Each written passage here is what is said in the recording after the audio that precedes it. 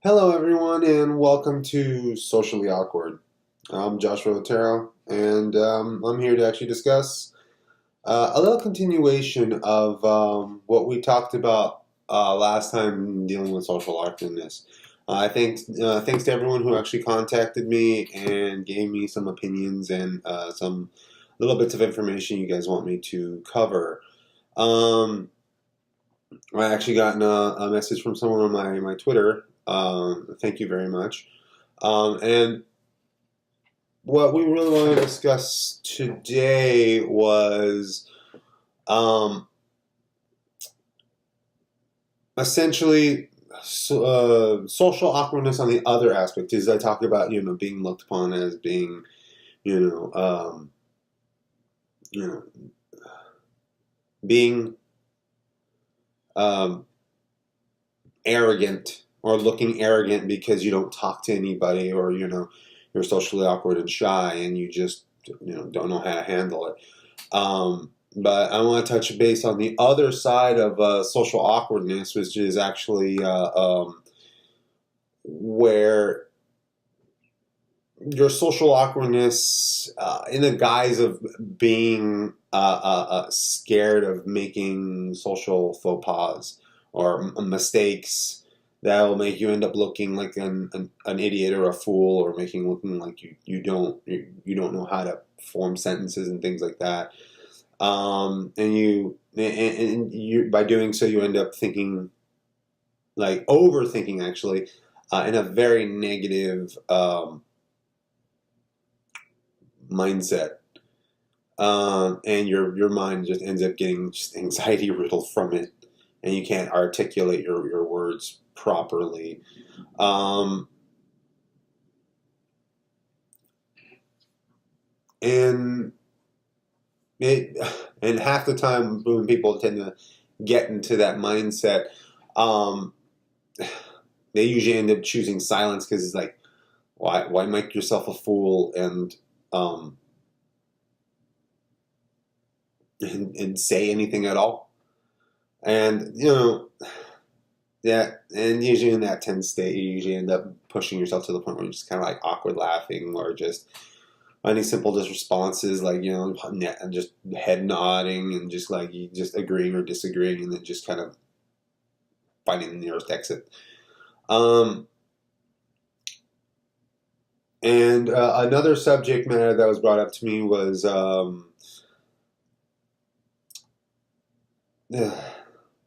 this subject in particular, and me being, understanding this is being dense to subtle social cues, such as flirting, sarcasm, and double entendres.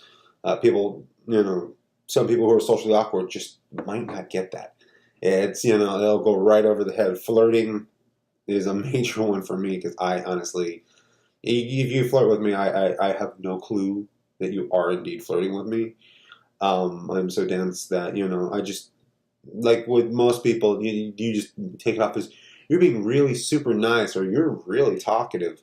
Um, I think I had that happen like once or twice, and only to find out a friend of mine was like, she's flirting with you really hard. I'm like, she was flirting? I have no clue. And I know a lot of other socially awkward people who end up also having that issue. And I also know others whom they don't understand sarcasm. They say sarcasm just doesn't. It, they take it as face value instead of actually being sarcastic. Um, I think some of my studies about some Japanese cultures, that some of them also don't have the understanding of sarcasm, because they just like I'll totally be there, but in actuality, they took it serious. It's like, well, why aren't you here? It's like, you said you'd be here. It's like, no, I was being sarcastic. I was being mean, and and they never got that. So there are people who just don't get sarcasm. So I've been around enough. I have enough close friends where uh, um, sarcasm and double entendres, It's almost like a second language to them. So I'm just so exposed to it. I kind of get the sarcasm because there's those subtle social cues. It's like when they use the tone of voice, it comes off as, yeah, completely. It's like they'll show that disinterest on their face, but what their words say is completely different, and that social cue just goes over people's heads.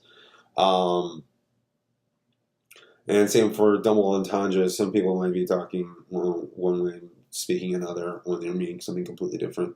And those subtlety things, not a lot of people can get. But yeah, I essentially just cut wise to that. Yeah, and I actually did a little bit of research because I'm bad at seeing the signs of flirting. Pardon. So yeah, like I stated, for people who don't recognize flirting, it just comes off as being like super friendly or very talkative, because they don't have the knowledge or have the knowing cues of essentially showing little signs of interest from the opposite party, and if the socially awkward person doesn't pick up on the cues, the opposite party will feel like their feelings are hurt, or they don't. It's like the feelings weren't returned, and because of that, they'll either get hurt or angry, and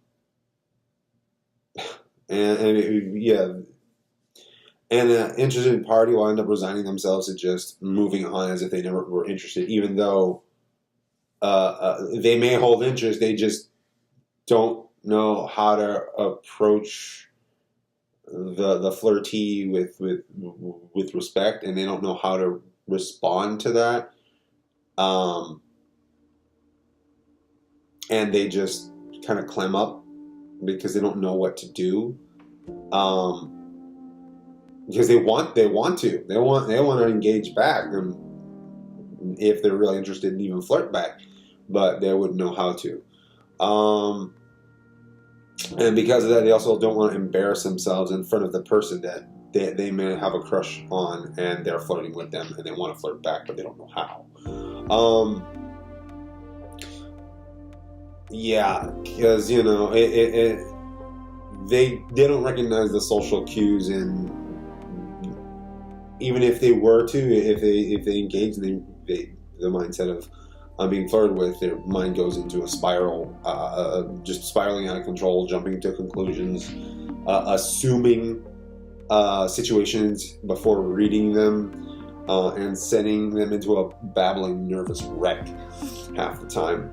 And they can send the wrong message altogether, like someone's just being flirtatious when they're being flirty. When they're just being friendly, or vice versa. And really, it's I know some. I'm not talking about all. I'm just saying some that I know. When it comes to that subject matter, they end up somehow ruining the chance that they had to try to actually get with them. That's why we're always so hesitant to engage. And I know there's a lot of people who have no issue with that situation and can read cues like "no tomorrow." And it's just like, just go for it. Just be forward. Just make your decision. And for a lot of us, it's like there's a lot of things running through our mind, and just making us.